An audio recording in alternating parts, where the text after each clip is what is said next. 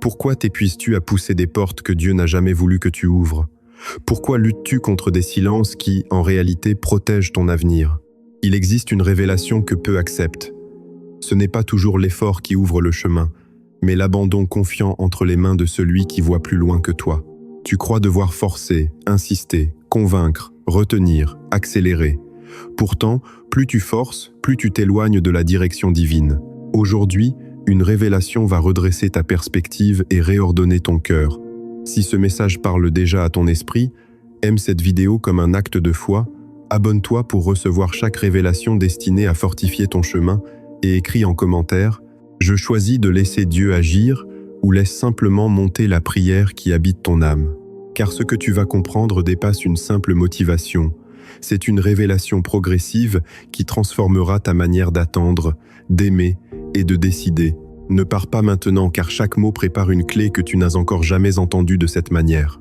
Il est écrit dans le psaume 37, verset 5. « Recommande ton sort à l'Éternel, mets en lui ta confiance, et il agira. » Cette parole n'est pas une formule décorative, c'est une clé cachée.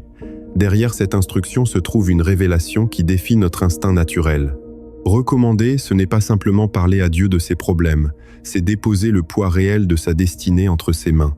Mettre sa confiance, ce n'est pas espérer vaguement, c'est accepter que son calendrier surpasse le tien. Et la promesse « il agira » contient une révélation encore plus profonde. L'action divine commence souvent dans l'invisible avant d'apparaître dans le visible. Beaucoup abandonnent parce qu'ils ne voient rien bouger, mais la révélation biblique affirme que Dieu agit même lorsque tout semble immobile. Ce verset prépare ton cœur à comprendre que ne rien forcer n'est pas passivité, mais alignement. Ce que tu appelles retard peut être une protection.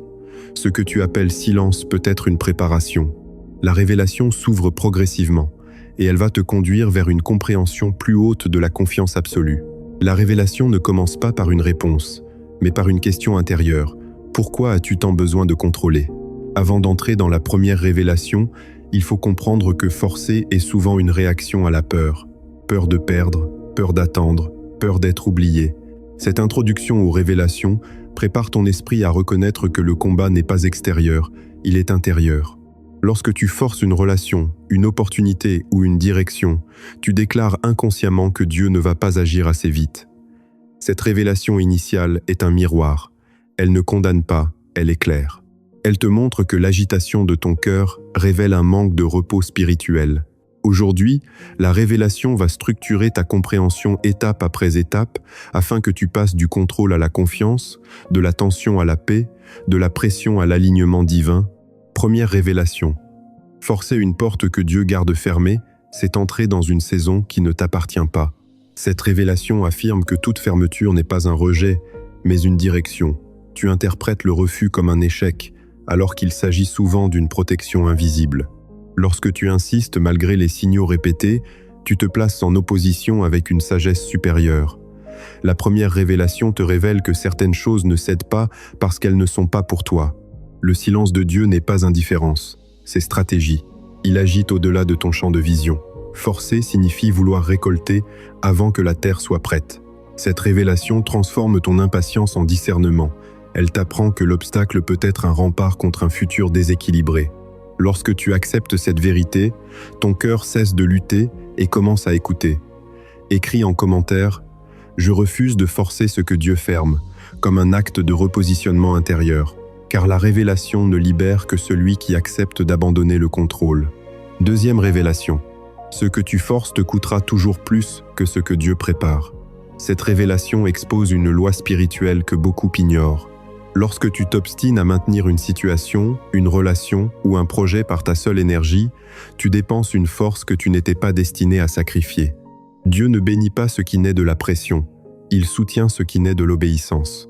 La deuxième révélation te montre que l'effort charnel épuise l'âme, tandis que la confiance divine restaure. Plus tu pousses, plus tu te fragilises intérieurement. Tu perds ta paix, tu perds ta clarté, tu perds ton discernement.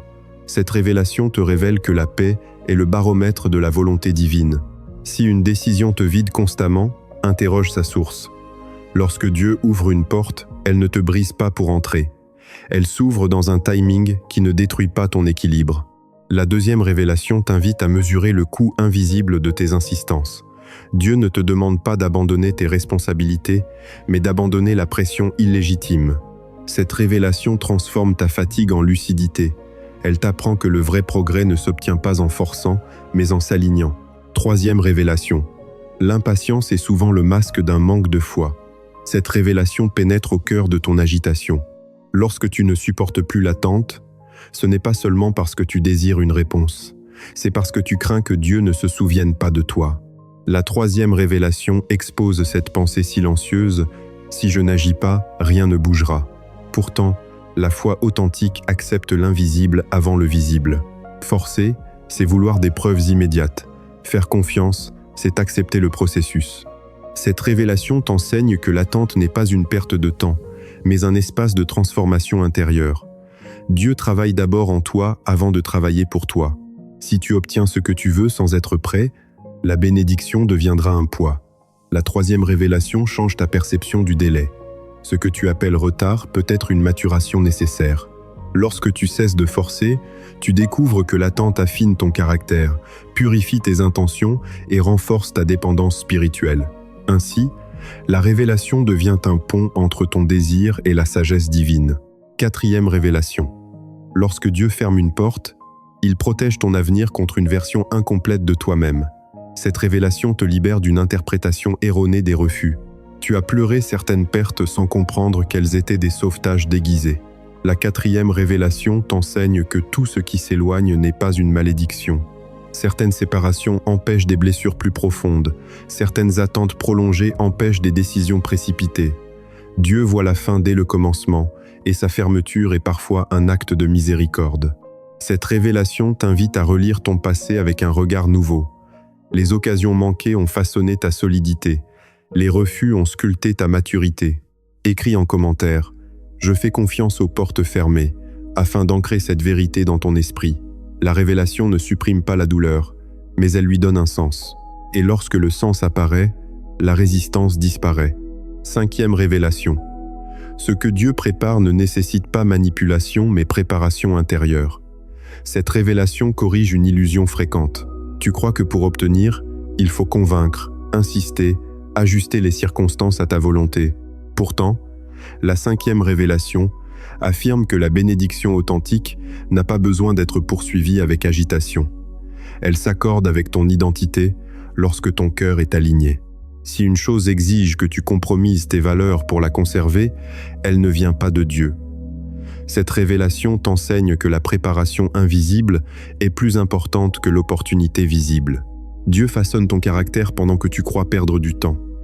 Il renforce ta patience pendant que tu penses être ignoré. Forcer détourne ton énergie vers l'extérieur alors que la préparation t'invite à travailler ton intérieur. La cinquième révélation transforme ton attente en discipline spirituelle.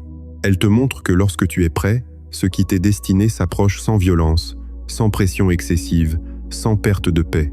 Ainsi, la révélation te replace au centre de ton propre développement plutôt qu'à la poursuite désespérée d'un résultat. Sixième révélation. La paix précède toujours la direction divine. Cette révélation révèle un principe profond que beaucoup négligent. Lorsque Dieu conduit, il installe d'abord un calme intérieur. Ce calme ne dépend pas des circonstances, il dépend de l'alignement. Si une décision te plonge constamment dans la confusion et l'anxiété, interroge la source de cette impulsion. La sixième révélation affirme que la volonté divine n'est pas synonyme de chaos intérieur permanent. Elle peut exiger du courage, mais elle ne détruit pas ta stabilité. Forcer produit une agitation continue. Se laisser guider produit une assurance tranquille.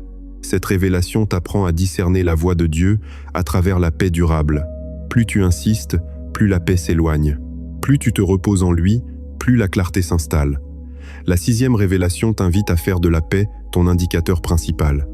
Là où la paix demeure malgré les défis, Dieu agit déjà. Là où la tension domine sans cesse, il est temps de relâcher. Septième révélation. L'abandon n'est pas une faiblesse, c'est une force maîtrisée. Cette révélation renverse la logique humaine. On t'a appris que renoncer signifie perdre, que lâcher signifie échouer. Pourtant, la septième révélation révèle que le véritable pouvoir réside dans la capacité à confier. Abandonner entre les mains de Dieu n'est pas une fuite, c'est une déclaration de foi mature. Lorsque tu refuses de forcer, Tu choisis de croire que la direction divine dépasse ton intelligence limitée. Cette révélation te montre que le contrôle excessif est souvent une tentative de sécurité personnelle. Mais la sécurité authentique ne vient pas de ta capacité à tout organiser, elle vient de ta confiance en celui qui ordonne toutes choses. L'abandon conscient te libère de la pression constante de devoir tout résoudre. Il transforme ton inquiétude en espérance stable. La 7e révélation scelle le cycle commencé par la première. Ce que tu remets à Dieu ne se perd pas, il se transforme. En cessant de forcer, tu entres dans une posture de maturité spirituelle. La révélation devient alors une incarnation quotidienne, une manière nouvelle de vivre chaque décision avec paix et assurance. Lorsque les révélations ont éclairé ton esprit, il devient nécessaire de structurer ce que tu as compris. Sans principe, la compréhension reste fragile. Les révélations ne sont pas des émotions passagères, elles sont des fondations qui doivent s'ancrer profondément. Maintenant, ton cœur est prêt à entrer dans une phase plus stable. Ce qui a été dévoilé doit être organisé afin de devenir une discipline intérieure. Les principes spirituels qui suivent ne répètent pas les révélations, ils les stabilisent. Ils traduisent l'inspiration en direction concrète, car entendre sans intégrer laisse l'âme dans une illusion de progrès. Les révélations ont ouvert ton regard, mais les principes vont structurer ta marche. Si ces vérités t'interpellent, écris en commentaire ce que tu décides de relâcher aujourd'hui, car la transformation commence toujours par une décision claire. Maintenant, laisse ces principes consolider ce que la révélation a commencé à bâtir en toi. Premier principe. La confiance se pratique avant de se ressentir. Beaucoup attendent de sentir une certitude absolue avant de relâcher la pression. Pourtant, la confiance véritable se décide avant de s'expérimenter. Lorsque tu choisis de ne pas forcer, tu n'as pas toujours l'émotion du calme immédiat. Tu prends une position intérieure. Ce principe t'enseigne que la paix se cultive par l'obéissance répétée. Chaque fois que tu refuses d'insister contre les signes évidents, tu renforces ton discernement. La confiance n'est pas passive, elle est une discipline constante. Elle implique de résister à l'impulsion d'intervenir là où Dieu demande d'attendre. Ce principe transforme la foi en action intérieure. Plus tu pratiques le lâcher-prise conscient, plus ton cœur s'habitue à la stabilité. Ainsi, la révélation devient un comportement régulier et non un simple moment d'inspiration. Deuxième principe. La patience est une stratégie divine, non une punition. Lorsque Dieu ralentit un processus, ce n'est pas pour t'humilier, mais pour t'affiner. La patience n'est pas une immobilité stérile, elle est un laboratoire intérieur. Ce principe te révèle que chaque délai contient un ajustement invisible. Pendant que tu crois attendre une réponse, Dieu ajuste ton caractère, corrige tes motivations, élargit ta compréhension. Si tu forces pour aller plus vite, tu contournes un travail essentiel.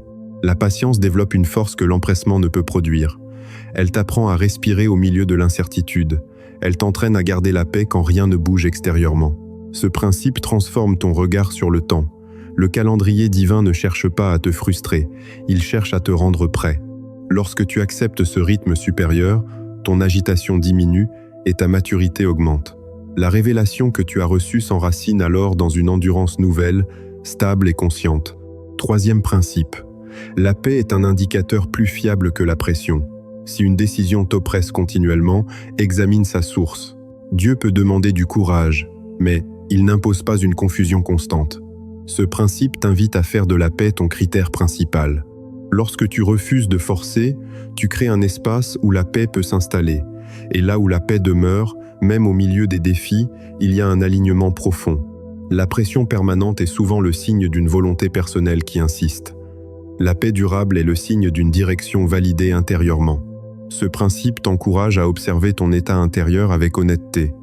Si cette vérité te parle, écris en commentaire ce domaine où tu choisis désormais d'écouter la paix plutôt que la peur. Car la révélation devient pratique lorsque tu la relis à une décision concrète. La paix n'est pas un luxe spirituel, elle est un guide essentiel. Quatrième principe. L'abandon conscient renforce ton autorité intérieure. Lorsque tu décides de ne pas forcer, tu ne perds pas le contrôle, tu changes de posture. Ce principe t'enseigne que la maîtrise spirituelle n'est pas de tout diriger, mais de savoir quand relâcher. Beaucoup croient que céder signifie se soumettre aux circonstances. Pourtant, l'abandon véritable est un choix actif. Il consiste à dire « je fais ma part, mais je laisse Dieu accomplir ce qui dépasse mes forces ». Ce principe développe une stabilité profonde. Tu cesses de réagir impulsivement. Tu apprends à attendre sans anxiété excessive. L'autorité intérieure naît de cette capacité à rester calme lorsque tout pousse à intervenir.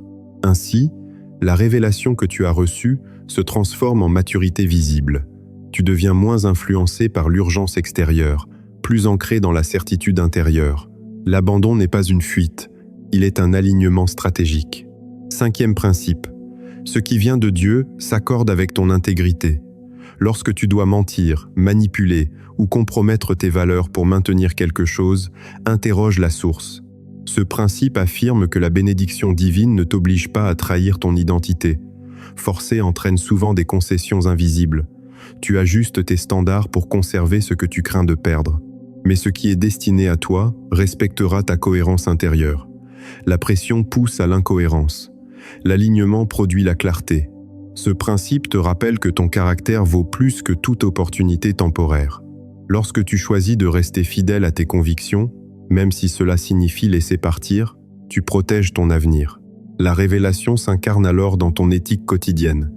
Tu ne cherches plus à obtenir à tout prix, tu choisis d'honorer la direction divine, même lorsqu'elle exige de patienter. 6e principe. L'obéissance précède la compréhension complète. Tu n'auras pas toujours toutes les explications avant d'agir ou de relâcher. Ce principe t'apprend que Dieu ne dévoile pas toujours l'ensemble du plan. Il éclaire le pas suivant. Lorsque tu refuses de forcer, tu acceptes de marcher avec une lumière progressive. L'obéissance n'est pas aveugle, elle est confiante. Elle reconnaît que la sagesse divine dépasse ta perspective limitée. Forcer cherche à combler le manque d'information par l'intervention humaine. L'obéissance accepte le mystère sans perdre la paix. Ce principe développe en toi une dépendance saine, une capacité à avancer même sans contrôle total. La révélation devient alors une marche, non une simple compréhension intellectuelle. Tu découvres que chaque pas fidèle ouvre le suivant. La clarté vient souvent après l'acte de confiance. Ainsi, tu avances sans pression excessive, guidé par une certitude intérieure stable. 7e principe.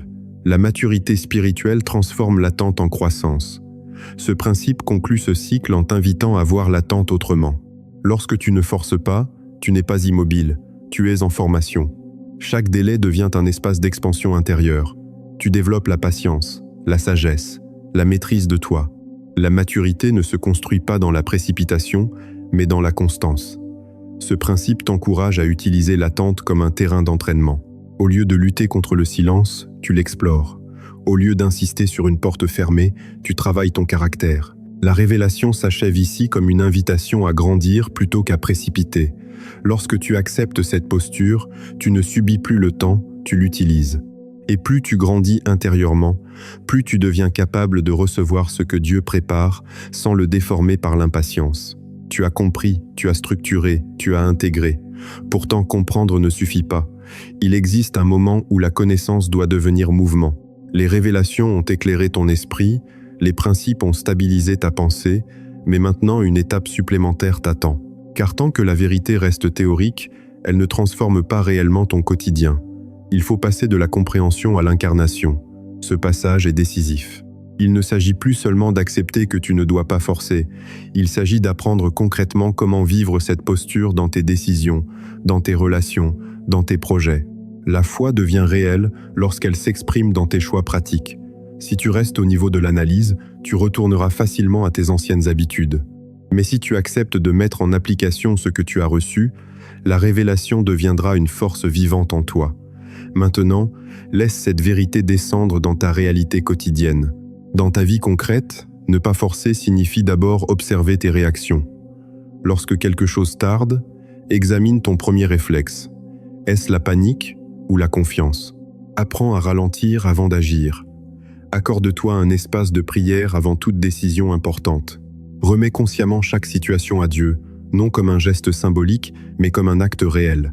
Cela implique parfois de refuser une opportunité qui semble séduisante, mais qui trouble ta paix. Cela peut signifier accepter un délai sans chercher des raccourcis risqués. Dans tes relations, ne force pas l'affection, ne poursuis pas celui qui se détourne, ne manipule pas pour retenir.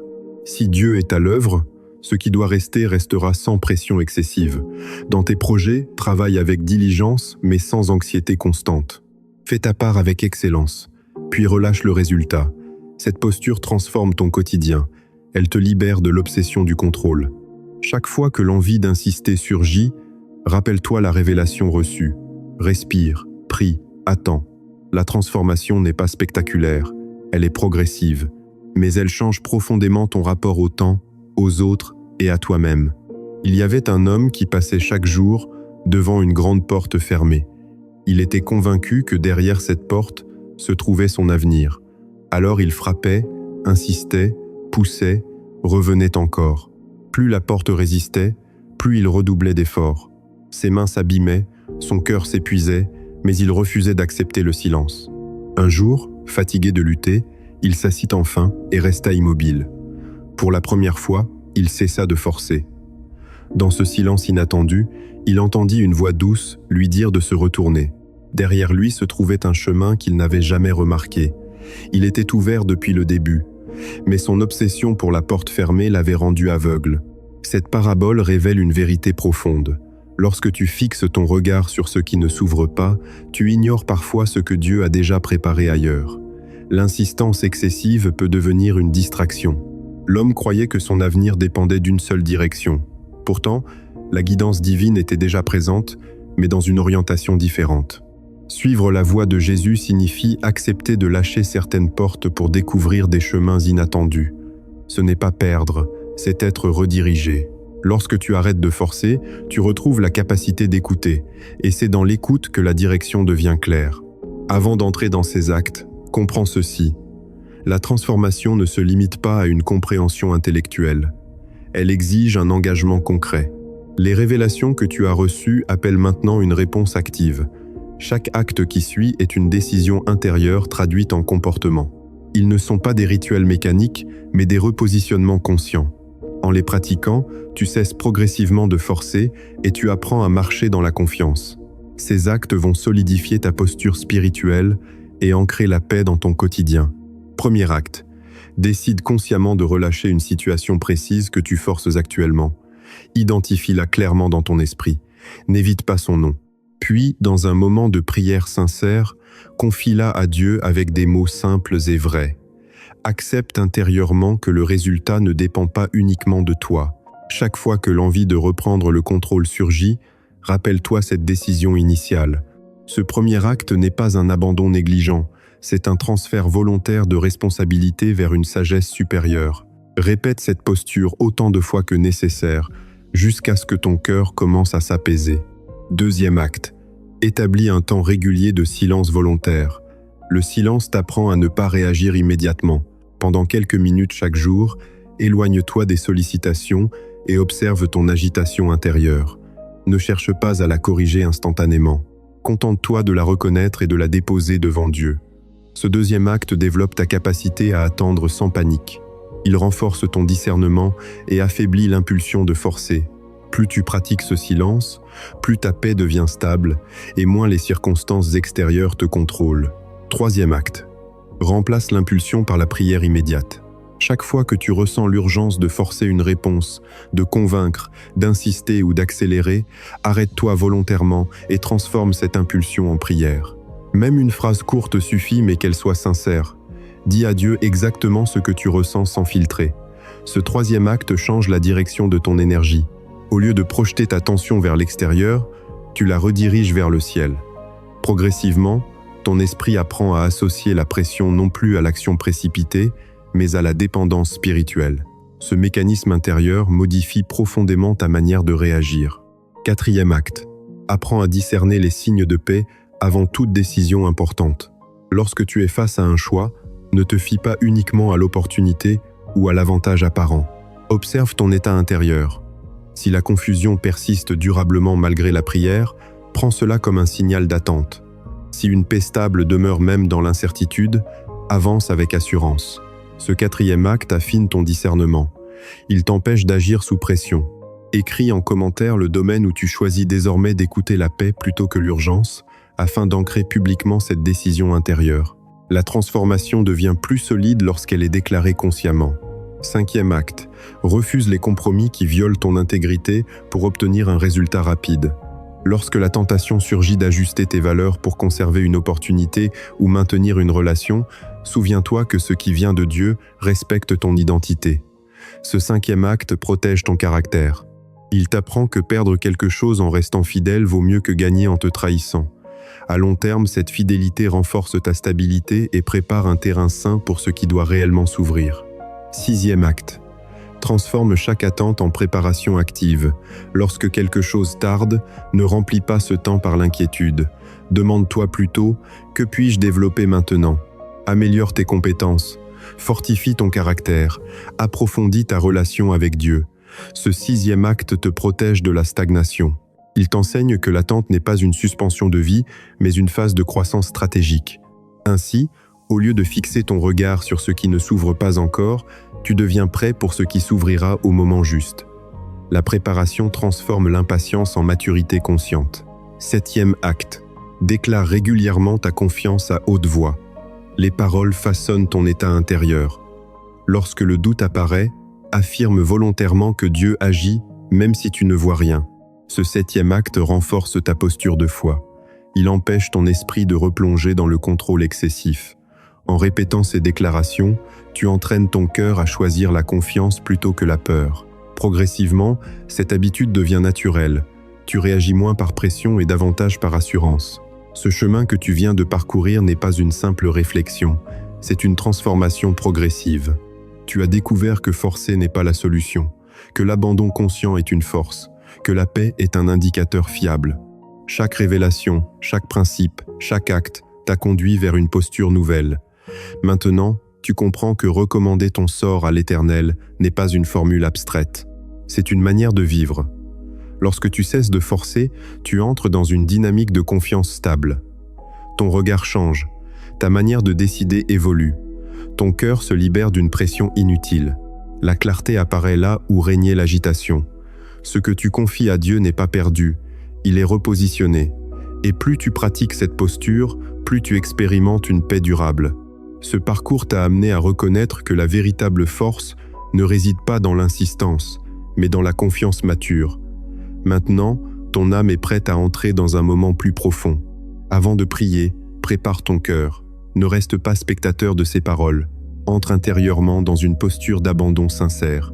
Laisse tomber les résistances, les justifications, les peurs cachées. La prière qui vient n'est pas une répétition mécanique. Elle est un acte de repositionnement. Respire profondément. Ouvre ton esprit. Décide volontairement de remettre à Dieu ce que tu as longtemps tenté de contrôler.